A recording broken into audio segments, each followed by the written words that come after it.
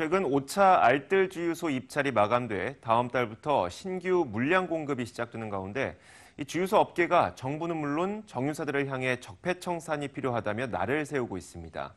시장 개입을 통한 가격 왜곡을 하지 말라는 겁니다. 강은혜 기자입니다.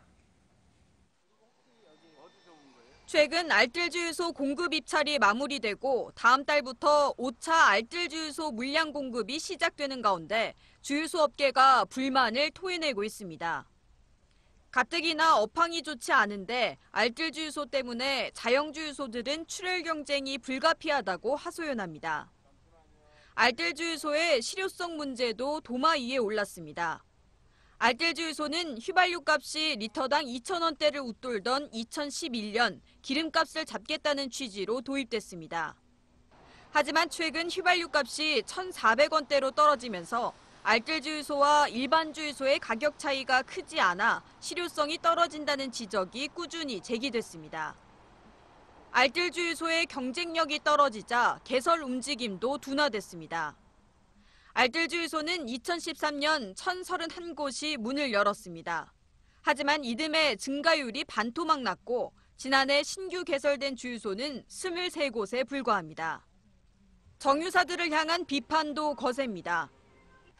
알뜰주유소의 한계를 공감하면서도 유류공급사 입찰에 참여하는 등 모순된 모습을 보이고 있다는 겁니다. 주유소 업계는 알뜰주유소는 유지하되 가격은 시장 자율에 맡겨야 한다고 주장합니다. 알뜰 주유소 자체를 갖다가 없애라는 얘기는 아니고 알뜰 포를 그대로 유지하면서 탄력적으로 좀 했으면 좋겠다는 생각인데 그 정부가 개입을 해서 어떤 정책적으로 이 알뜰 주유소 정책을 이어나갈 게 아니고 좀 시장에 맡겨가지고 정유사들도 정부 사업에 등 떠밀려 참여하고 있는 처지라 답답하기는 마찬가지입니다. 이런 속내가 반영되면서 최근 알뜰주유소 공급자 선정 과정에서 유찰이 거듭되는 등 내홍을 겪기도 했습니다. 주유소 사업자와 정유사 모두에게 외면받고 있는 알뜰주유소. 시대 변화를 반영한 제도 손질이 시급해 보입니다.